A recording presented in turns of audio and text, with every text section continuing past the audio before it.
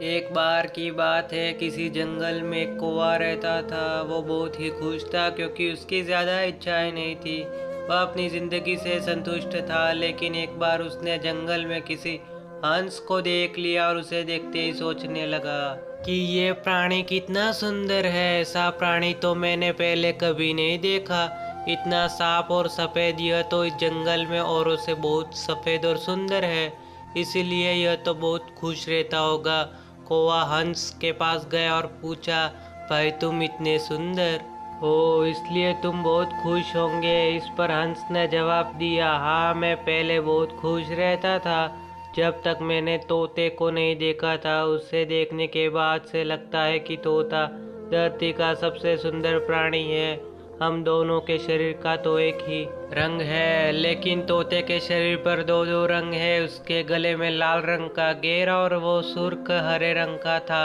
सच में वो बेहद खूबसूरत था। अब कौवे ने सोचा कि हंस तो तोते को सबसे सुंदर बता रहा है, तो फिर उसे देखना होगा। कौवा तोते के पास गया और पूछा, भाई तुम दो दो रंग पाकर बड़े खुश होंगे। इस पर तोते ने कहा, हाँ मैं तब तक खुश था जब तक मैंने मोर को नहीं देखा था। मेरे पास तो दो ही रंग है, लेकिन मोर के शरीर पर तो कई तरह के रंग है। अब कौवे ने सोचा, सबसे ज़्यादा खुश कौन है यह तो मैं पता करके ही रहूँगा। इसलिए अब मोर से मिलना ही पड़ेगा। कौवे ने मोर को जंगल में ढूंढा, लेकिन उसे पूरे जंगल में एक भी मोर नहीं मिला। और मोर को ढूंढते ढूंढते वह चिड़ियाघर में पहुंच गया तो देखा मोर को देखने बहुत से लोग आए हुए हैं और उसके आसपास अच्छी खासी भीड़ है। सब लोगों के जाने के बाद कौवे ने मोर से पूछा, भाई तुम दुनिया के सबसे सुंदर जीव हो, रंग बिरंगे हो। तुम्हारे साथ लोग फोटो खिंचवा रहे थे, तुम्हें तो बहुत अच्छा लगता होगा और तुम तो दुनिया के सबसे खुश जीव होंगे। उस पर मोर ने दुखी होते हुए कहा, भाई अगर सुंदर हूँ तो भी क्या फर्क पड़ता है।